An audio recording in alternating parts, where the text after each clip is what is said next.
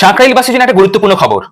JKS camp বসতে চলেছে 15 তারিখ থেকে 17 তারিখ পর্যন্ত। জেকেএস মিন্স হচ্ছে জনকল্যাণ শিবির। হ্যাঁ বন্ধুরা, দুয়ারে সরকারের মতো এখানে তোমরা কিন্তু অন্নপূর্ণা ভান্ডারের অ্যাপিল করতে পারবে, অনেক কিছু জানতে পারবে, এসে কিছু প্রবলেম হলে রেজিস্ট্রেশন সমস্ত কিছু, এছাড়া বার্ধক্য ভাতা, বিধবা ভাতা, প্রতিবন্ধী সমস্ত কিছু কিন্তু ক্যাম্প বসছে। কবে না? 15 তারিখ থেকে 17 তারিখ।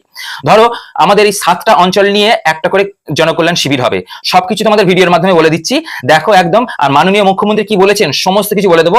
ডেটটা মনে রেখো, 15 তারিখ থেকে 17 তারিখ পর্যন্ত কি কি করতে পারবে। এই দেখো এখানে government West Bengal department of planning, যেটা একটা সরকার থেকে দেওয়া হয়েছে, এখানে লেখাই আছে যে জনকল্যাণ শিবির প্রতিটা গ্রাম, রুরাল আরবান এরিয়াতে বসবে একদম 15 তারিখ থেকে 17 তারিখ পর্যন্ত। সেখানে তোমরা অন্নপূর্ণা ভান্ডারের রেজিস্ট্রেশন, ভেরিফিকেশন সমস্ত কিছু করবে। এছাড়া এখানে লেখাই আছে দেখো, 7টা গ্রাম পঞ্চায়েত নিয়ে একটা করে কিন্তু জনকল্যাণ শিবির বসবে।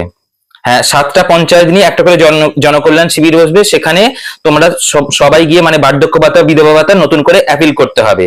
আর অন্নপূর্ণা ভান্ডারের ভেরিফিকেশন, রেজিস্ট্রেশন সবকিছু হবে, তোমরা গিয়ে এখানে করতে পারবে। ডেটটা অবশ্যই মনে রাখবে, 15 তারিখ থেকে 17 তারিখ। যেমন দুয়ারে সরকার বসতো ঠিক সেরকমই হবে এইটা জনকল্যাণ। বলেছেন দেখো, এখানে অন্নপূর্ণা ভান্ডারে কিন্তু আবেদন করা যাবে জুনের ওই 3 দিন, মানে 15 তারিখ থেকে 17 তারিখ পর্যন্ত ব্লকে বা ক্যাম্পে, যেখানে যেখানে জেকেএস মানে হচ্ছে জনকল্যাণ শিবির বসবে, সেখানে কিন্তু অন্নপূর্ণা ভান্ডার আবেদন করা যাবে। আবার এখানে বলাই আছে সরকারি পরিষেবা ও প্রকল্পের সুবিধা যাতে প্রান্তিক মানুষের কাছে পৌঁছে যায়, তার জন্য এই ক্যাম্প। ব্লকের জনকল্যাণ শিবিরের করার কথা ঘোষণা করলেন মুখ্যমন্ত্রী শুভেন্দু অধিকারী। সেই শিবিরেই সমস্ত সরকারি প্রকল্পের আবেদন করা যাবে, কোনো সমস্যা থাকলে মিটিয়েও নেওয়া যাবে। রাজ্যের সব জেলার আয়োজিত সব জনকল্যাণ শিবির বিভিন্ন রাজ্য ও কেন্দ্রীয় প্রকল্পের সুবিধা কিভাবে লাভ করা যায়, কি কি কেন্দ্রীয় প্রকল্প রয়েছে, কিভাবে সেগুলো আবেদন করবেন, এই বিষয়ে জানানো ও জনসচেতনতা বৃদ্ধিমূলক আয়োজন করা হবে এই জনকল্যাণ শিবির। মানে যার বক্তব্য সমস্ত কিছু গিয়ে বলতে পারবে, যার যা প্রবলেম। তারপরে ধরো অন্যান্য কেন্দ্রীয় প্রকল্পের পাশাপাশি বিভিন্ন রাজ্য সরকারের প্রকল্প, বিশেষ করে অন্নপূর্ণা ভান্ডারের আবেদন এই শিবিরে করা যাবে বলে জানানো হয়েছে।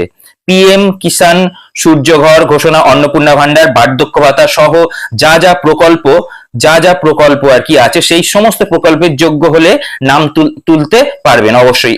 এখানে গিয়ে প্রতিটা ব্লকে এই শিবির করা হবে। বড় ব্লকের ক্ষেত্রে 2টি জায়গায় শিবির করা হবে। এছাড়া প্রতিটা পুরসভাতে শিবির হবে। বড় পুরসভার ক্ষেত্রে 2 জায়গায় শিবির করা হবে। এইরকম ভাবেই কিন্তু ছকটা পুরো সাজানো হয়েছে জনকল্যাণ শিবিরের করা হবে।